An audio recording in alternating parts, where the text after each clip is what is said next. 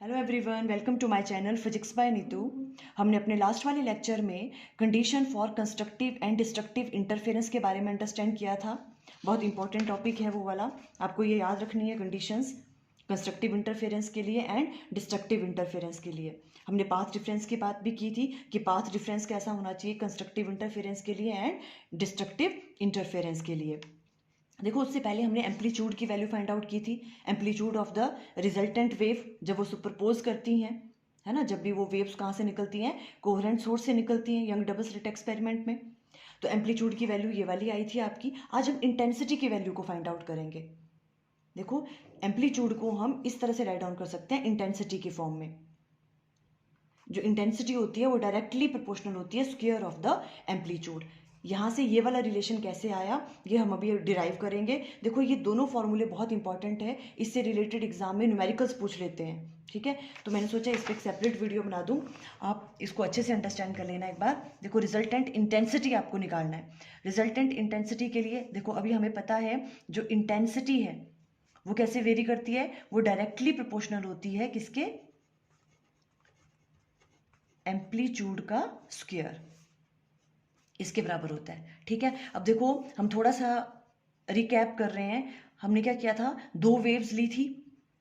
First वाली wave y1, इसे हमने क्या माना था, a1 साइन ओमेगा टी, ऐसा ही था। ठीक है, और ये y2 वेव थी और इसका क्या था, एम्पलीट्यूड इसका a2 था और sign omega T plus five. और फाइव क्या था इन दोनों के बीच में, फेज डिफरेंस, है ना।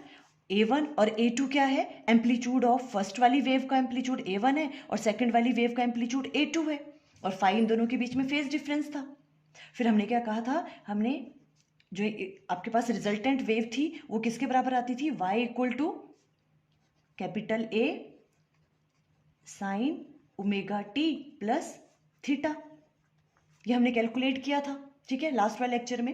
सिंपल इसकी आपको ज़रूरत नहीं है, मैं सिंपल इस चीज़ के लिए बता रही हूँ कि A1 और A2 ये क्या था आपके पास, फर्स्ट वाली वेव का एम्पलीट्यूड, ये सेकंड वाली वेव का एम्पलीट्यूड था, और जो कैपिटल A था ये क्या था आपके पास, रिजल्टेंट एम्पलीट्यूड। इसकी हमने वैल्यू भी फाइंड आउट की थी, ये वाली।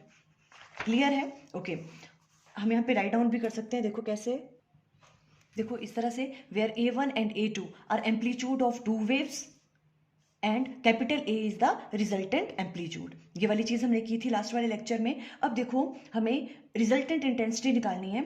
सबसे पहले हम क्या करेंगे, ये वाला फॉर्मूला यूज़ करेंगे। देखो, अगर मैं I1 की बात करूँ, इंटेंसिटी ऑफ फर्स्ट वेव, उसे हम राइट डाउन कर सकते हैं, I1 is directly proportional to amplitude का स्क्वायर। फर्स्ट वाली वेव का एम्पलीट्यूड क्या लिया था हमने, A1, तो इसके स्क्वायर के बराबर, इस तरह से राइट डाउन कर सकते हैं। ठीक है, अब इसे ही हम कैसे राइट डाउन कर सकते हैं, देखो यहाँ पे जो I1 है, प्रोपोर्शनलिटी साइन हटता है तो कांस्टेंट ऑफ प्रोपोर्शनलिटी लग गया के A1 का स्क्वायर, ऐसे राइट डाउन कर सकते हैं। वैसे ही I2 is directly proportional to, इसका एम्पलीट्यूड A2 था, A2 का स्क्वायर, और यहाँ से I2 की वैल्यू क्या आ जाएगी, के A2 का स्क्वायर। क्लियर है यहाँ पे? ओके, अब हम अगर रिजल्टेंट की बात करें, रिजल्टेंट इंटेंसिटी की बात करें, ठीक है, तो वो किसके बराबर होगा, IR।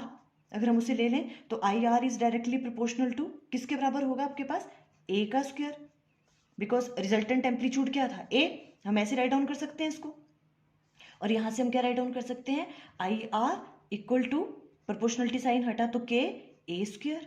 हमें यही चीज़ फाइंड आउट करनी है, रिजल्टेंट इंटेंसिटी, है ना। तो देखो यहाँ पे अब हम क्या करेंगे, IR इक्वल टू किसके बराबर होगा, देखो यहाँ पे के A स्क्वायर। एम्पलीट्यूड हमने फाइंड आउट कर लिया था लास्ट वाले लेक्चर में। देखो ये वाली जो वैल्यू है आपको याद रखनी है, एम्पलीट्यूड, इससे रिलेटेड भी न्यूमेरिकल्स आते हैं एग्जाम में। क्या है देखो, ये यहाँ पे हम राइट डाउन कर लेते हैं, A1 square plus A2 square plus 2A1 A2 cos of five, ये वाली चीज़, है ना। इस तरह से हम राइट डाउन करेंगे यहाँ पे। अब देखो हमने, ये आपके पास आ जाएगा, अब देखो के ब्रैकेट में A1 स्क्वायर, यहाँ से हम A1 स्क्वायर की वैल्यू फाइंड आउट कर सकते हैं। देखो, A1 स्क्वायर को हम क्या राइट डाउन कर सकते हैं यहाँ से, I1 डिवाइडेड बाय के, और यहाँ से A2 स्क्वायर की वैल्यू क्या आ जाएगी, I2 डिवाइडेड बाय के। क्लियर है ये वाली चीज़? राइट डाउन कर सकते हैं यहाँ पे, तो ये वाली चीज़ यहाँ पे राइट डाउन कर लो। देखो के, और यहाँ पे क्या राइट डाउन कर सकते हैं हम, I1 A1 स्क्वायर की जगह लिख सकते हैं I1 डिवाइडेड बाय के, प्लस A2 की जगह राइट डाउन कर सकते हैं हम I2 डिवाइडेड बाय के प्लस 2, वैसे ही रह जाएगा A1। देखो यहाँ से अगर A1 की वैल्यू फाइंड आउट करनी है तो इन दोनों का अंडर रूट हो जाएगा, है ना। तो यहाँ पे हम राइट डाउन कर देते हैं, किस तरह से राइट डाउन करेंगे, देखो यहाँ पे I1 का under root divided by K का अंडर रूट, और A2 की जगह क्या आ जाएगा I2 का अंडर रूट और के का अंडर रूट, ऐसे साथ में क्या है cos फाई। ये वाली चीज़ क्लियर हुई? ऐसे राइट डाउन कर सकते हैं। देखो इसको क्लियरली मैं वहाँ पे राइट डाउन कर, ये देखो यहाँ मैंने क्लियरली राइट डाउन कर लिया दोबारा। तो रिजल्टेंट इंटेंसिटी की वैल्यू क्या आ गई, के बाहर था, I1 डिवाइडेड बाय के, A1 स्क्वायर की जगह हम ऐसे राइट डाउन कर सकते हैं, और ये हो गया I2 डिवाइडेड बाय के प्लस, और यहाँ पे 2I1 का under root divided by K का अंडर रूट, I2 का under root divided by K का under root, cos of phi.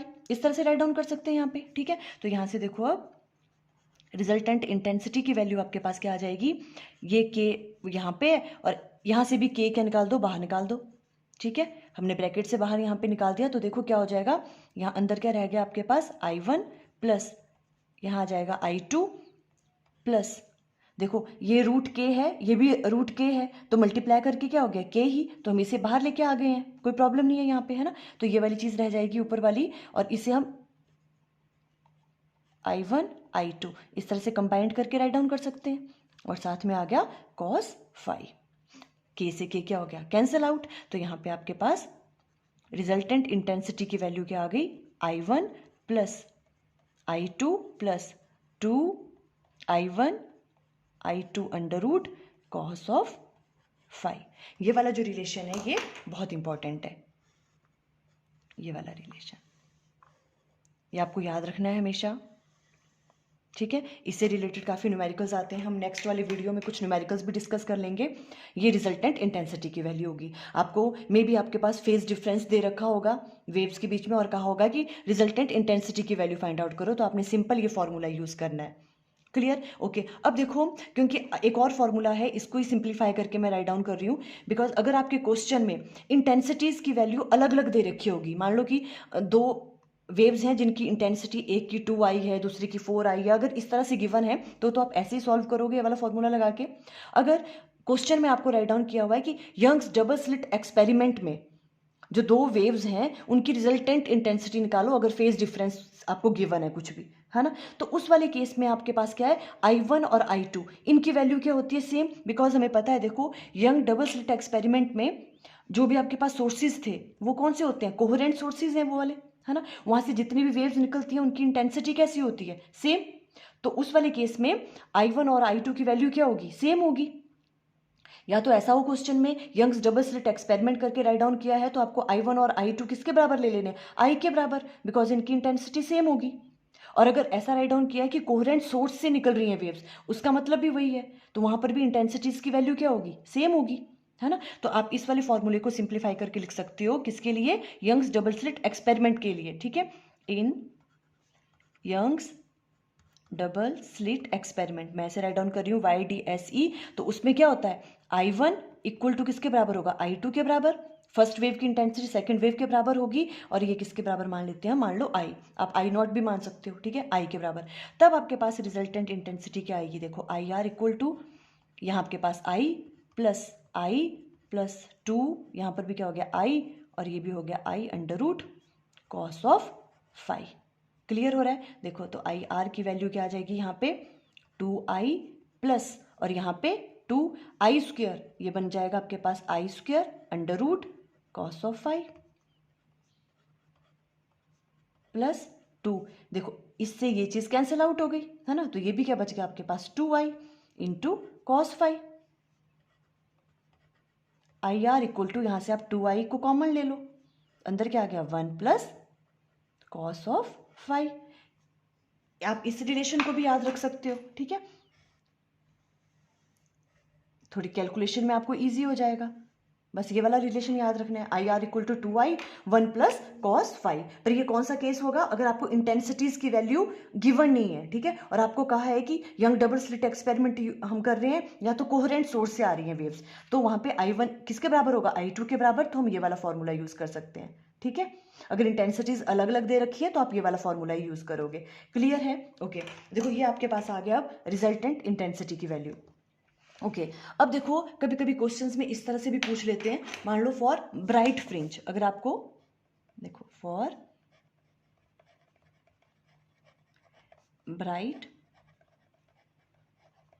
Fringe, अगर आपको ब्राइट फ्रिंज के लिए निकालना है इंटेंसिटी की वैल्यू, ठीक है, तो वहां पे क्या होगा, ब्राइट फ्रिंज में इंटेंसिटी की वैल्यू क्या होती है, ज्यादा, है ना, तो वहां पे फाई की वैल्यू, कॉस फाई की वैल्यू क्या होगी, 1, कॉस फाई की वैल्यू उसके लिए कितनी होनी चाहिए, 1 होनी चाहिए, है ना, तो वहां पे क्या होगी, इंटेंसिटी मैक्सिमम होगी। क्लियर है ना, ये वाली चीज मैक्सिमम कब होगी, जब कॉस फाई की वैल्यू 1 होगी, कॉस फाई, तो वैल्यू पुट कर लो यहाँ पे, आई मैक्सिमम कैसे निकलेगा, 2i, क्योंकि देखो अभी हम किसकी बात कर रहे हैं, यंग्स डबल स्लिट एक्सपेरिमेंट की ही, उसमें ब्राइट फिनिश की बात कर रहे हैं, इसलिए हम ये वाला फॉर्मूला यूज कर सकते हैं, 2i 1 प्लस कॉस फाई की वैल्यू कितनी होगी, 1, मैक्सिमम के लिए, मैक्सिमम इंटेंसिटी के लिए, तो 1 पुट कर लिया, तो यहाँ क्या आ गया, 2i 1 प्लस 1 कितना हो गया, 2, तो किसके बराबर आ गया, 4i, देखो इसके बराबर, तो i मैक्सिमम की वैल्यू कितनी आ गई आपके पास, 4i के बराबर। ये वाला रिलेशन भी आपको याद रखना है, ठीक है, आई मैक्सिमम की वैल्यू कितनी आ गई आपके पास, 4i। कभी कभी शॉर्ट क्वेश्चंस में ये क्वेश्चन पूछ सकते हैं कि ब्राइट फ्रिंज के लिए मैक्सिमम इंटेंसिटी की वैल्यू कितनी होती है, 4i, ये वाला क्वेश्चन भी आ सकता है। और देखो भाई डार्क फ्रिंज के लिए, for dark fringe cos phi की वैल्यू क्या होगी, डार्क फ्रिंज में इंटेंसिटी की वैल्यू क्या होती है, मिनिमम होती है ना, तो आई मिनिमम हम कैसे फाइंड आउट करेंगे, अगर कॉस फाई की वैल्यू क्या होगी, -1, कम, तो -1 आ गया यहाँ पे, तो इस वाले फॉर्मूले में -1 पुट कर दो, 2i 1 प्लस कॉस फाई की वैल्यू क्या, -1, तो 1 -1 आ जाएगा, 1 -1 क्या हो गया, 0, है ना, तो यहाँ पे वैल्यू कितनी आ गई, देखो ये 0, 0 को इससे मल्टीप्लाई किया तो क्या आ गया, 0, तो आई मिनिमम की वैल्यू क्या आ गई, 0। ये वाली चीज भी देखो आपको अच्छे से देख लेनी है ना, कभी कभी शॉर्ट क्वेश्चंस में ये पूछ लेते हैं। तो देखो आज हमने रिजल्टेंट इंटेंसिटी के बारे में अंडरस्टैंड किया, ये वाला फॉर्मूला, ये बहुत इंपॉर्टेंट है, इससे रिलेटेड न्यूमेरिकल्स एग्जाम में जो है, इस चैप्टर से मैक्सिमम न्यूमेरिकल्स ही आते हैं, तो हम इससे रिलेटेड न्यूमेरिकल्स कर लेंगे अगले नेक्स्ट वाले वीडियो में। Okay, thank you.